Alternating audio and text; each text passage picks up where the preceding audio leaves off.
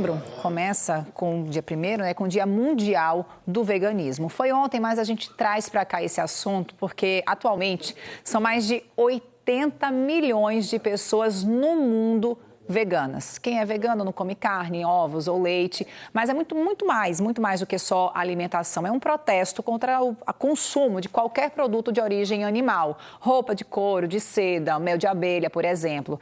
No Recife, alguns restaurantes têm cardápio vegano. 2 chefes de cozinha vegana mandaram vídeos pra gente falando sobre essa alimentação. Eu trago para os meus clientes uma culinária que eu chamo de popular vegetal. O que seria isso? Eu gosto muito de fazer releitura de pratos tradicionais, brasileiros e internacionais. Um dos fortes da casa é sempre trazer uma culinária de outro lugar, né? Então as pessoas vêm para comer comida indiana, árabe, sempre na perspectiva à base de plantas. Ou seja, a gente não usa nada de origem animal. Você tem que experimentar uma culinária muito cheia de sabor, rica em nutrientes. Eu tenho certeza que se você não experimentou, você tem que experimentar. Estamos trabalhando com alimentação vegana desde 2014. Começamos para ajudar os animais que resgatávamos da rua e tomou uma proporção tão grande que acabamos decidindo nos profissionalizar e aumentar o nosso cardápio. Hoje nós trabalhamos com alimentos que vai desde refeições, produtos de festa, inclusive a charcutaria. Fomos um dos pioneiros em Recife. E trabalhamos com linguiças, salsichas, pessoas que provam, nem sempre são pessoas veganas, pelo contrário.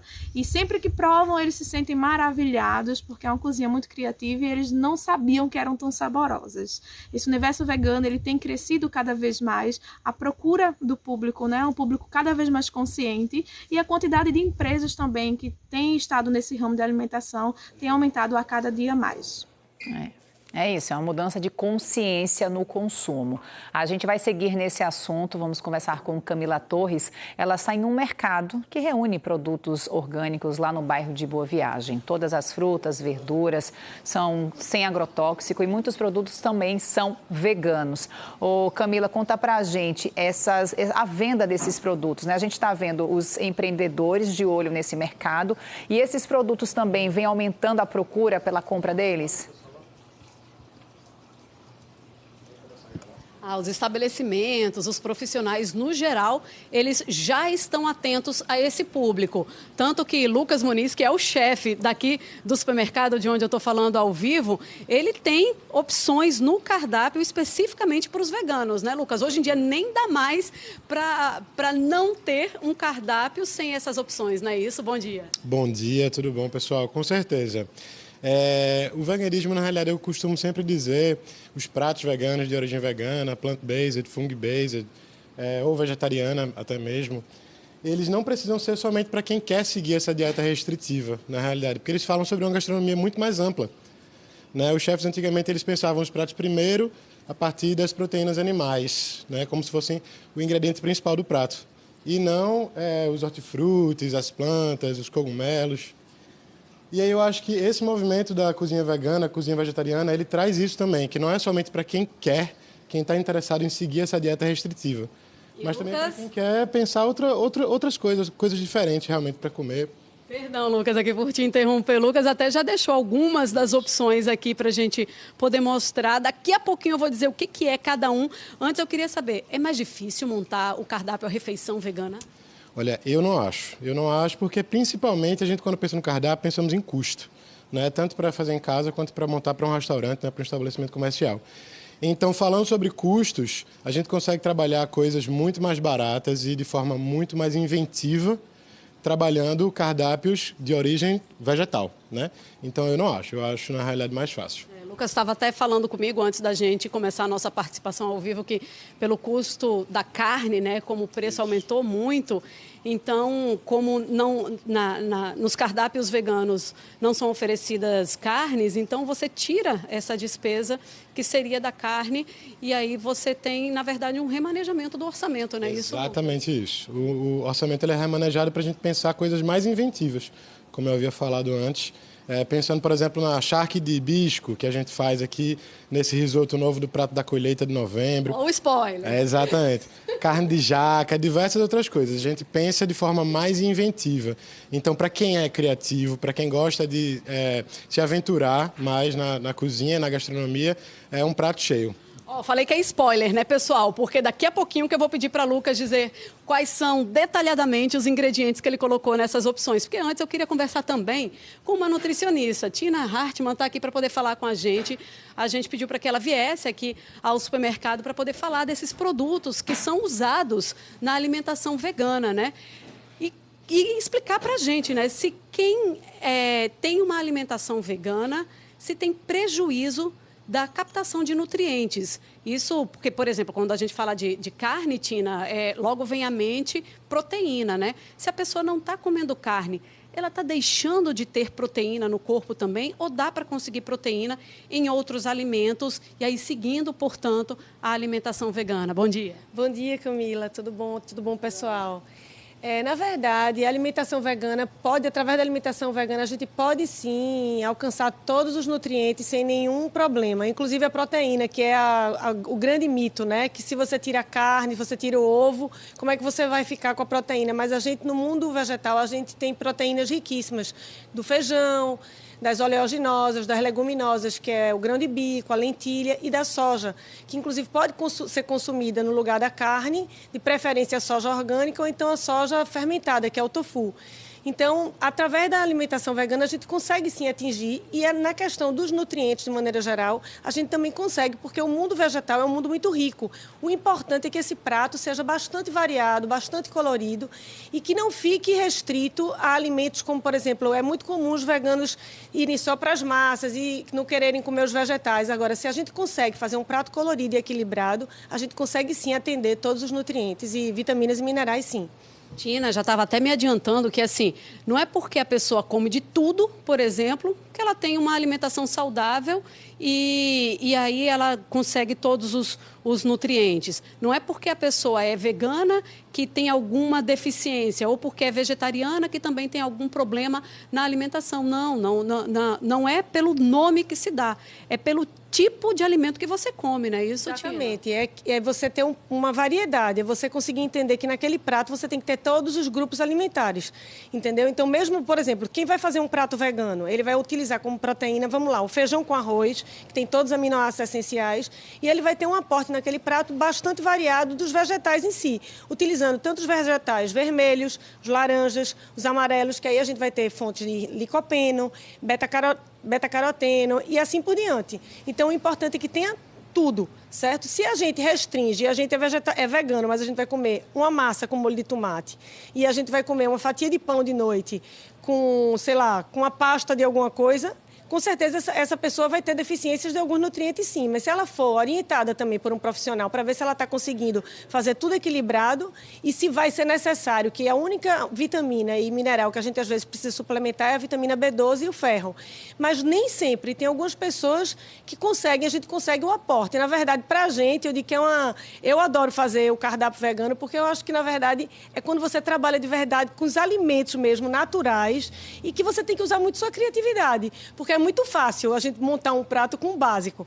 E até porque a culinária exige, né? Você vai ver agora os pratos que ele vai fazer, na verdade é uma explosão de sabor. Você vai ver alimentos que se transformam e que de repente você não imagina que aquilo ali pode substituir, por exemplo, uma carne numa coxinha, num prato. É muito interessante. Tina também vai continuar aqui com a gente, porque daqui a pouquinho a gente vai falar sobre alimentação vegana para criança, grávida, as mulheres grávidas também, né?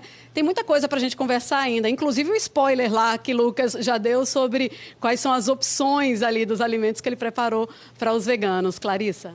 Uma explosão de sabores, viu, Camila? Foi a propaganda aí que a nutricionista também fez sobre esse cardápio. A gente está super curioso para saber. Já já a gente volta a falar com vocês. A gente está hoje conversando aqui no Bom Dia Pernambuco sobre o veganismo. Ontem foi o Dia Mundial do Veganismo, né? Quem é vegano não consome nada de origem animal. É uma forma de protestar mesmo sobre isso. Então tem alimentação, comportamento.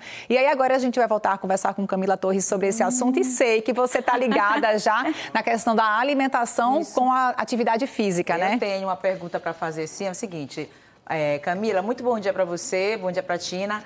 Muitos atletas de alto rendimento, né, já aderiram ao veganismo. A gente sabe que o Lewis Hamilton do Fórmula 1, o Medina, se não me engano, também. Qual é a indicação para quem é atleta e ser vegano? Como é que tem que fazer essa substituição da proteína? Como é que faz?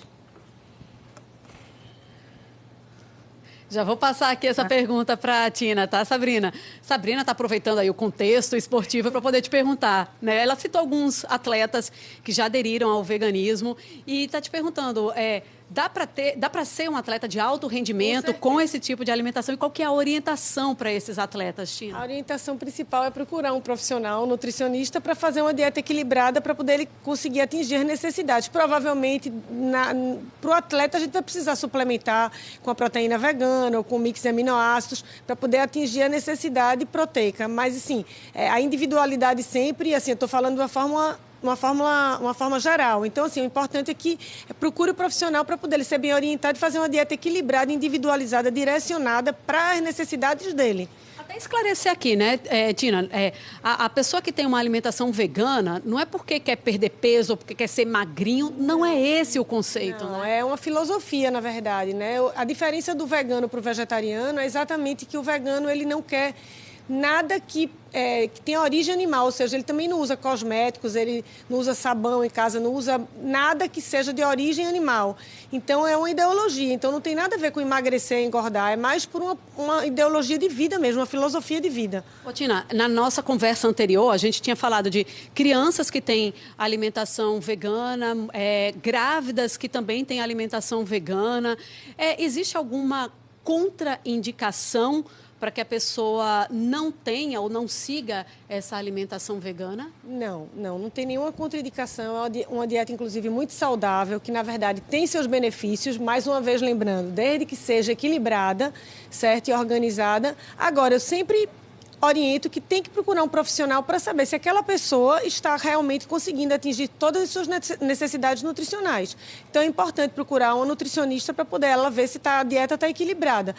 Sendo assim, não tem nenhuma contraindicação. Tá certo. Vamos caminhando para cá, Tina, porque eu ainda vou falar sobre os ingredientes dos pratos que são preparados aqui no supermercado, de onde a gente está falando ao vivo em Boa Viagem. Mas enquanto a gente caminha, Sabrina quer fazer outra pergunta, tá, Tina? Pode falar, Sabrina. A turma que gosta de correr. Pode abrir o microfone, Sabrina, para pronto, agora sim. Então vamos lá, Camila, é o seguinte, amanhã tem o nosso Vida Corrida. Isso. E aí a gente já quer saber, então, para quem corre e é vegano, qual a indicação de pré-treino? O que é que ele vai comer antes de dar aquela corridinha? Tá certo. Sabrina perguntando, para quem gosta de correr, antes de sair para a corrida, e a pessoa tem alimentação vegana, tem algum alimento que seja mais indicado para o pré-treino? Veja, eu gosto muito da ideia da banana com a pasta de amendoim, que a gente tem uma fonte de energia bem interessante. E dependendo do treino, a gente ainda pode associar aí um mix de aminoácidos ou um suplemento, uma proteína vegana, se for para fazer um shake. Ou então, tem gente que não gosta de treinar com a barriga muito cheia, acho que uma banana com uma colher de pasta de amendoim, acho que ou uma colher de tahine e mel. Mel não, porque o vegano não utiliza mel. Mas a gente pode pensar uma tahine com banana ou uma pasta de amendoim com banana. Uma pasta de oleaginose é uma coisa bem interessante para você comer com banana antes do treino. Aquela energia, aquela disposição. Exatamente, energia, e a gente consegue segurar essa energia ao longo do treino todo. Tá certo. Então, Tina, obrigada, viu? A gente veio para cá, então, para a gente concluir o spoiler que Lucas já deu. Lucas, que é o chefe de cozinha aqui do supermercado de onde a gente está falando ao vivo. Ele preparou esses pratos aqui que fazem parte das opções para os clientes que têm alimentação vegana. Ele já falou de algumas coisinhas ali que ele usa, mas agora eu quero os detalhes.